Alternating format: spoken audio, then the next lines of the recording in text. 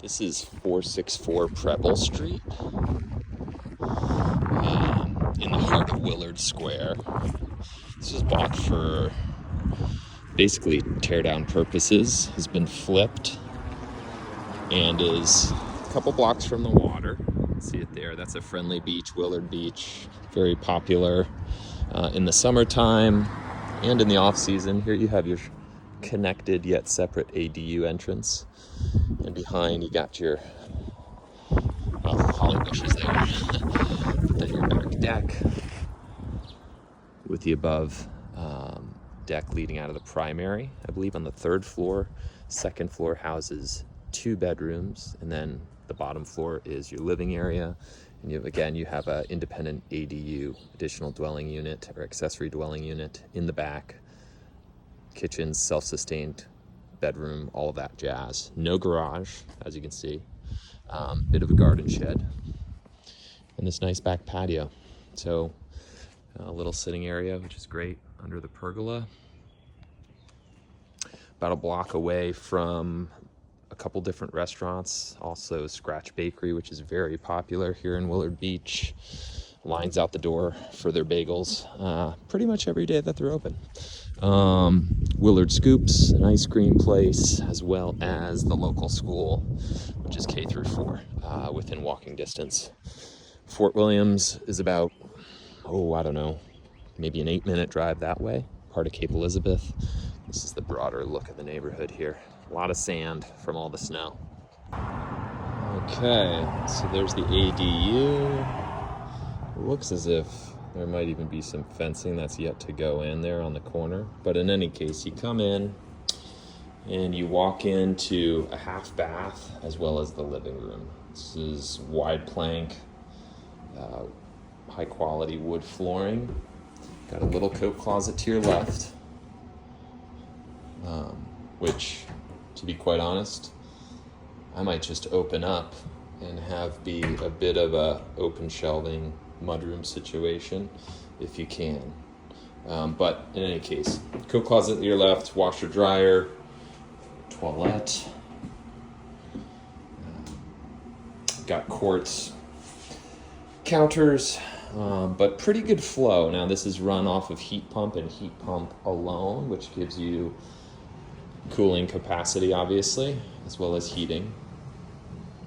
No alternative source of heat or fuel. This is a look at the island.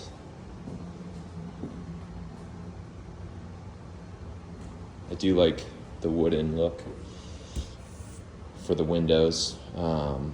Great working space, soft close drawers, a lot of storage, which is nice. Little tuck away for your trash needs.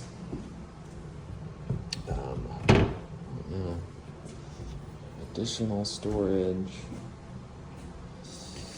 an electric range, a dining area. So you've got your living area, your dining area, direct access to the outside patio, which is both stone mixed with composite decking, little sitting space, pergola, etc.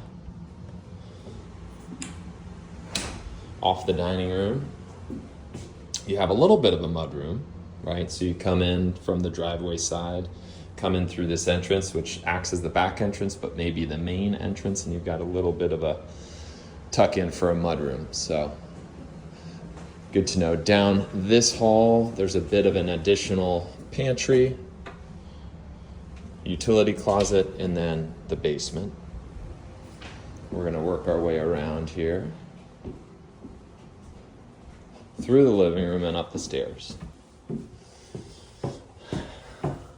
Nice, again, high quality wood throughout. They're using this as a bit of an office for the staging of it all.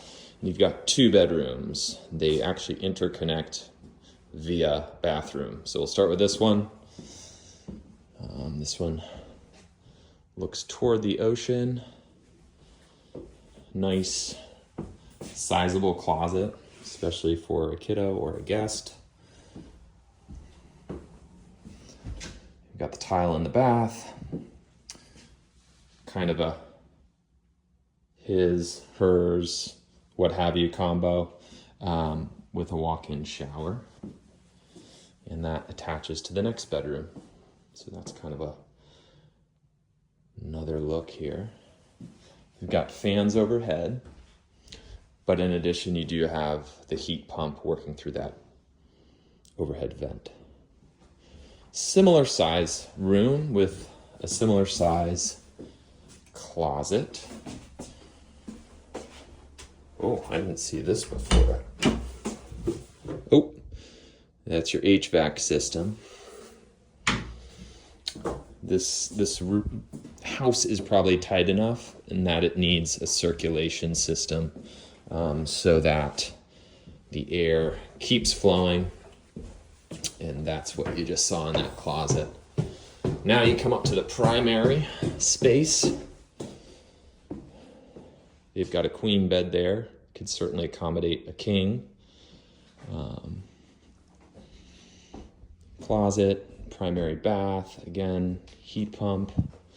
This time, you come out here to this deck and you can actually see a peekaboo to the water just over that ridge line. Hopefully I didn't get locked out.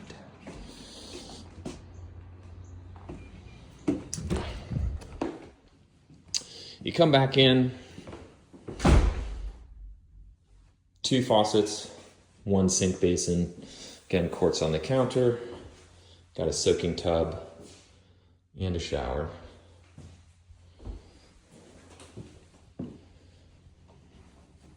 And a walk-in closet here as well.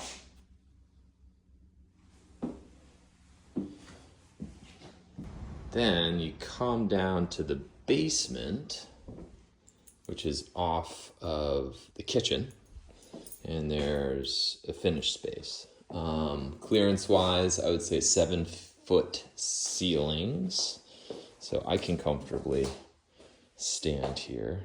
A little extra storage here.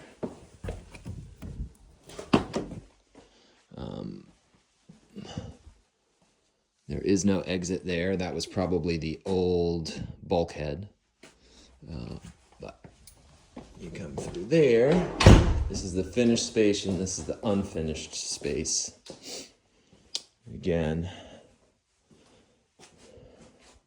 you've got all your HVAC systems here, along with some hot water heaters. They look to be heat pump hot water heaters. Just a little utility space. Also a sink that's plumbed and ready for action. Okay, so we're back to the front of the house. And then we have this little accessory dwelling unit. So this could be rented out. This could be a separate space for guests altogether. This could act as a transitionary kind of home if you were no longer able to live on the 3rd floor of the main house, because it is self-sufficient. We'll take a look in the bedroom here. Good sized bed, some nice natural light, closet, some built-in drawers. Again, with the continuity of the quartz countertops. Small living space,